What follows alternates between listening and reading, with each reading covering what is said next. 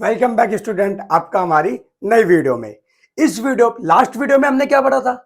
एकात्मक सरकार और संघात्मक सरकार, यूनिटरी गवर्नमेंट के बारे में और फेडरल गवर्नमेंट के बारे में। आज हम पढ़ने वाले हैं टाइप्स ऑफ फेडरल गवर्नमेंट, कि संघात्मक सरकार होती है, संघवाद होता है, उसके प्रकार कितने होते हैं।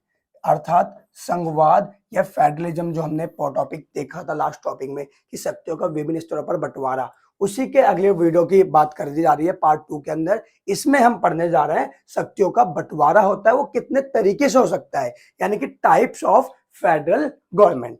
तो पहला है फेडरलिज्म का, पहला कमिंग टूगेदर।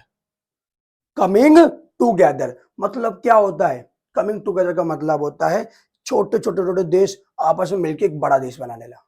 बिल्कुल इसी तरह अलग अलग स्टेट आते हैं और आपस में मिले और उन्होंने क्या बना ली, ऐसी सरकार बनाई जिसमें पावर सबको इक्वल दे रखी है और साथ रहकर पावरफुल बने हुए हैं। इसी को बोलते हैं कमिंग टुगेदर।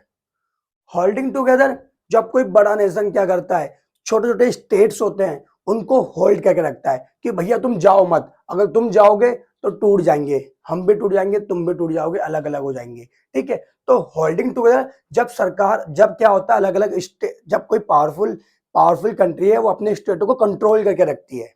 ठीक है, वहां पे distribution of power different level का हो सकता है, लेकिन कमिंग टुगेदर में क्या होता है, कंप्लीटली जब अलग अलग स्टेट आपस में साथ आकर क्या बनाते हैं, एक गवर्नमेंट बनाते हैं। ठीक है, जैसे हमने देखते हैं यूएसए। ठीक है, USA, United state of America. ठीक है, जो नॉर्थ अमेरिका हो गया उसके अलग अलग स्टेट्स है, आपस में आए यूएसए बन गया। ठीक है, इसके अलावा यूनाइटेड किंगडम ऑफ ब्रिटेन, ठीक है, या ग्रेट ब्रिटेन।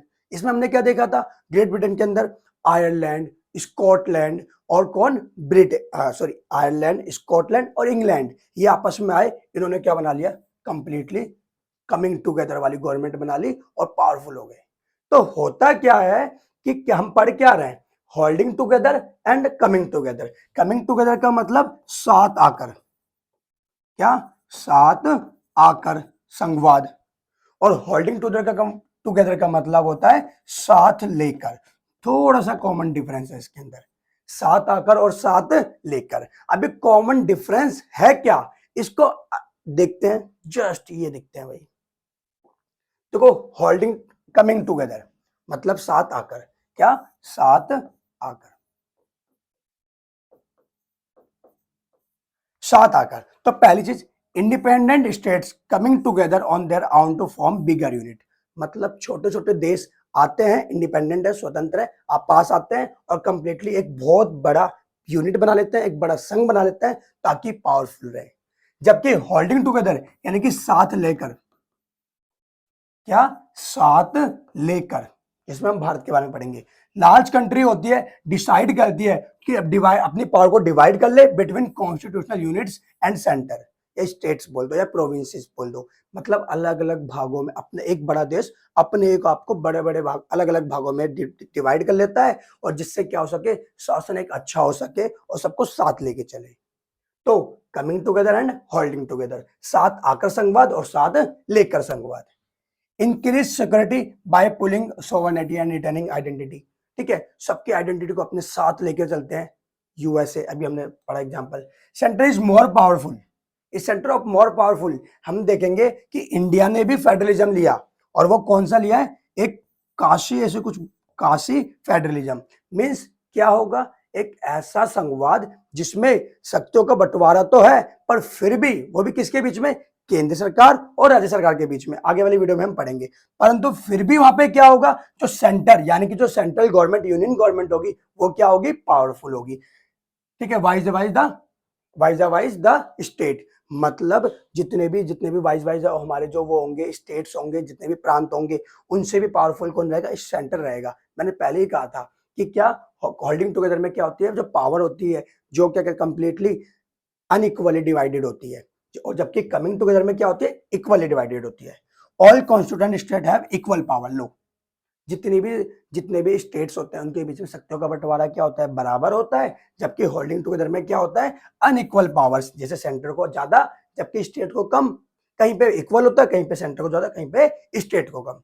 इंडिया में कहीं इंडिया के और पार्ट ना हो जाए, जैसे हमने देखा था 1947 के बाद कि इंडिया डिवाइडेड हो गया, पार्टीशन हो गया, ठीक है। ईस्ट पाकिस्तान, वेस्ट पाकिस्तान, जो कि बाद में जाके बांग्लादेश और पाकिस्तान रह गया और इंडिया रह गया। कहीं और डिवीजन ना हो जाए और इंडिया डिवाइड ना हो जाए, इसलिए हमने सेंटर को क्या करा, पावरफुल रखा और हमने कौन सा फेडरलिज्म अपनाया, होल्डिंग टुगेदर का। तो ये था कमिंग टुगेदर और ये था होल्डिंग टुगेदर। कमिंग टुगेदर का एग्जांपल यूएसए, स्विट्जरलैंड, ऑस्ट्रेलिया। जबकि कंप्लीटली होल्डिंग टुगेदर की बात कर दी जाए तो इंडिया, ठीक है, India, Spain and Belgium. Belgium में हमने देखा था कैसे प्रोविंसेस थे, एक वलोनिया इलाका था और एक फ्लेमिश इलाका था। तो इंडिया की बात कर दी जाए तो इंडिया ने जो फेडरल सिस्टम है वो कनाडा से लिया हुआ है। कहां से लिया हुआ है, कनाडा से। कनाडियन गवर्नमेंट से हमने जो कनाडियन जो कॉन्स्टिट्यूशन है वहां से हमने फेडरल, क्वासी फेडरल में अपनाया। इट मीन्स वो भी कौन सा वाला, होल्डिंग टुगेदर वाला, क्योंकि वो नॉर्थ अमेरिका में भी रहते हुए फिर भी किससे अलग है, कमिंग टुगेदर अर्थात यूएसए से बिल्कुल अलग है। तो हमने देखा संघवाद किसे कहते हैं और एकात्मक शासन किसे कहते हैं। एकात्मक जैसे यूनिटरी गवर्नमेंट और संघवाद जिसको फेडरल गवर्नमेंट, और हमने दोनों के टाइप्स पढ़े, coming together and holding together. आप चाहे तो इसका स्क्रीनशॉट ले सकते हैं, आने वाले टाइम पे ये आपके काम आएगा। वेरी वेरी इंपॉर्टेंट, कई बार पूछा हुआ है।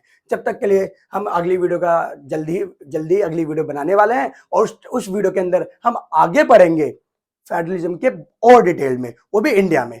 जब तक के लिए अलविदा, हंसते रहिए, खेलते रहिए और पढ़ते भी रहिए। तो जब तक के लिए जय हिंद, जय भारत।